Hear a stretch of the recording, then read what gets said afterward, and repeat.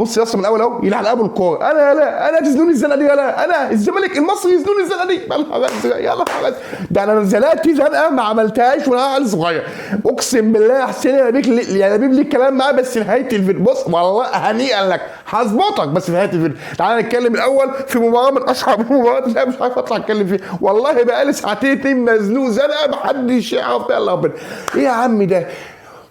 اخد نفسي بقى، اخد نفسي ان انا تعبت. مباراه الزمالك بطلوع الروح بيكسب المصري 2-1 في مباراه اعصاب ثم اعصاب ثم اعصاب، حاجه تحرق الدم. والله ليا كلام كتير مع حسين نبيل في نهايه الفيديو، مش عايز اطول عليك لكن استفتاح كده ويعني وفرحني بلايك واشتراك وفعل زر الجرس يا عم، فرحني حتى يا عم بلايك ما تعملش اشتراك، خلي الفيديو يوصل ناس ثانيه يا عم لو ما عجبتكش. لكن خلينا نتكلم الاول ان الزمالك في مباراه الى حد ما بيخطف اهم 3 نقاط في تاريخ الزمالك في الفتره الاخيره، بل في الالفيه الاخيره، مش في الالفيه الاخيره انا كبرتها شويه، في الفتره الاخيره. ليه؟ ازاي؟ تعالى نتكلم في الاول. في البدايه تشكيل الزمالك، وانا كنت مع التشكيل ده قلبا وقالبا، خلي بالك. صبحي حارس مرمى، عليه محمد ابراهيم، على الشمال الخضري، في الونش وعبد المجيد قلبين دفاع، قدامه محمد اسماعيل ومحمد السيد. الشبحين ولا كلام كتير في الشبحين دول، الشبحين شيكو بنزا واخوان الفينا بزاجة، قدامهم القناص ابني البكر وعلي الدباغ، ده انا الراجل ده انا بعشقه وعيش محدش يعرفه يعني. المهم الزمالك يبدا بشكل كويس، يا الدنيا ماشيه، الزمالك بيلعب ناقص، بيلعب فيه 4 لعيبه تايهين. الخضري الباك الشمال بعد الانذار يعني خاف، ما عندوش حساسيه ماتشات وما عندوش خبره. بعدهم مين؟ محمد اسماعيل اللي كان خلي بالك محمد ليه ماتش كويس بس زي ما يكون كل كوره فيها باور عالي يعني وبطيء، في بطء يا محمد اسماعيل النهارده. انا شايفك عملت ماتش كويس بس في بعض الكرات لو اتظبطت كنت هتبقى فاجر، اقسم بالله كنت هتبقى فاجر، لكن ده ما حصلش مش عارف ليه. يعني انت عملت ماتشين كويسين، يعني زماننا بقى يعني المفروض تاخد على المركز بقى، انت لعيب مفيش خلاف عليك بامانه، يمكن من احسن الصفقات اللي جابها الزمالك في الميركاتو الاخير.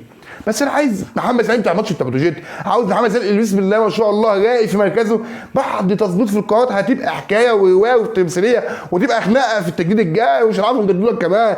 لكن انا بحبك لانك انت ما بتبخلش بنقطه عرق في الماتش او في اي ماتشات الزمالك. المهم ومحمد السيد والشبعان ده كده 5. فالزمالك كان فيه ثغره باينه قوي، لكن ربك بيعوضك بعد كل اللي بيحصل ده بضربه جزاء من الشبح شيكو بنزا، حلو خالص. يدخل نجم اللقاء حسام عبد المجيد اللي انا مش عارف اشكرك النهارده، لولا وجودك في الماتش النهارده كنا واخدين لحد فين. كنا والله ما عارف النهارده نجم اللقاء بلا منازع هو حسام عبد المجيد. يدخل حسام عبد المجيد ويسدد ركله الجزاء. انا بقى كنت عاوز التغييرات حتى قبل نهايه الشوط، لكن معتمد جمال خلي بالك انا بدات اثق فيه في ماتش بوتوجيت، راجل مش خايف، عنده شخصيه، بيعمل اللي في دماغه واللي في دماغه صح الى حد ما اختلفناش. ماتش كويس لمحمد الجمال، لكن التغييرات اتاخرت. فالزمالك بعدها انا عايز افهم حاجه بس يا جماعه، سؤال بس والنبي حد يرد عليا، هي امتى الكوره او امتى الايد تكبر محيط الجسد وامتى تصغره؟ لان الزمالك بعد ما جاب ضربه الجزاء انضغط شويه لمده 10 دقائق، قدر بعدها المصري يحصل على ضربه جزاء. انا ما بقتش عارف على ضربه جزاء محمد السيد امتى يا جماعه. هي الكوره عندنا احنا اي حاجه فيها شك 1% تبقى ضربه جزاء على الزمالك. ده الحاجه من اصلا حاجه من الملعب كان عنده زاويه يعني زاويه رؤيه وما شافهاش. المساعد هو اللي قال له اوب يا زميلي، قال له يا زميلي، قال له في ضربه جزاء هنا، قال له اوامن ضربه جزاء. يعني هي جت في ايده ما اختلفناش، بس الراجل بيلم ايده كده، اعمل في ايده لازم تبقى كده، يعني كل ضربات الجزاء لازم تبقى كده، مع اني انا شايف ان ايده ما كبرتش محيط جسده، لكن في النهايه امتثالا لقرار حكم المباراه ضربه جزاء المصري بيخش صلاح محسن ويغيرها لنتيجه المباراه، طبعا من اللي غيرها نتيجه المباراه من 1-0 للزمالك ل1-1 والتعادل للمصري. انا بقى ما كنتش مستني يا كابتن معتمد انك تستنى لحد الشوط ما يخلص.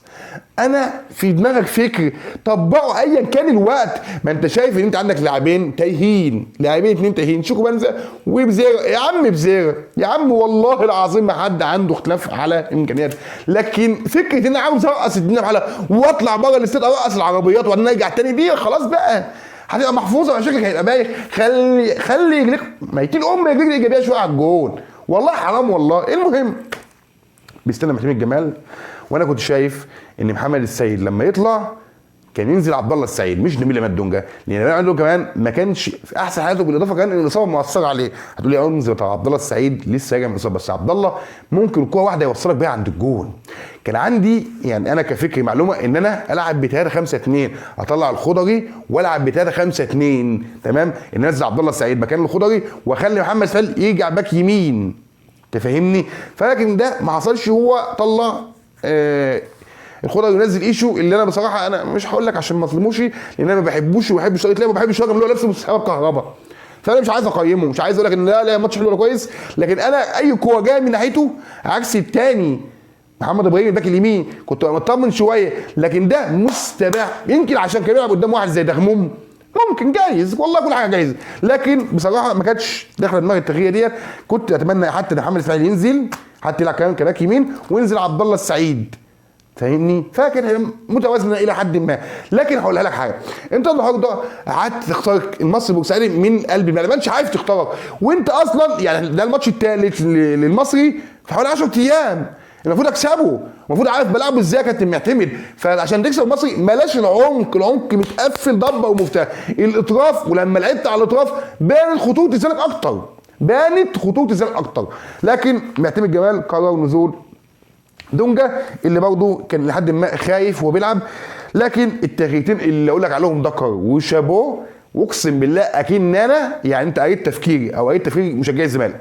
شوكو بانزا وبزيرا يطلعوا وينزل منسي وادم واحمد شريف، تغييرتين عارف لو كنت طلعت عدي الدباغ كنت اعمل فيك ايه؟ لان عدي الدباغ من اللعيبه اللي بتحاول انها تعمل حاجه. عدي الدباغ ده انا مقتنع بيه لابعد الحدود، بس زي ما قلت لك مفيش مدرب مصري عاوز يخش التاريخ ويجيب مدرب يخلي لعيبه تعرف تفنش، محدش عايز يعمل كده. في لعيبه ما دخلت الدوري المصري وطلعت بسبب عدم الانهاك، كانت بتعمل كل حاجه في الكوره بس ما تعرفش تفنش، فعشان ما تعرفش تفنش فمشيت، وممكن تقول تألقت في حته ثانيه، فيقول لك يا سبحان الله كان عندنا مشلول. لا كان هم بيفهموا، ما هو ما كانش عندنا مشلول بس كان هم بيفهموا.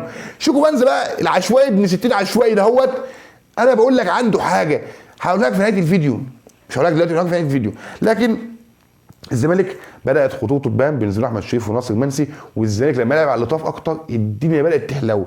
انا مكايد اللي جالك في رساله في نهايه الفيديو، بدا ملامح تبان مع الزمالك، وقلتها لك من بعد التوقف الدولي. ادم كايد جاي، وانا من اكتر الناس اللي قلت لك ان ادم كايد عنده حاجه، واكتر واحد انتقدته وطلبت برحيله.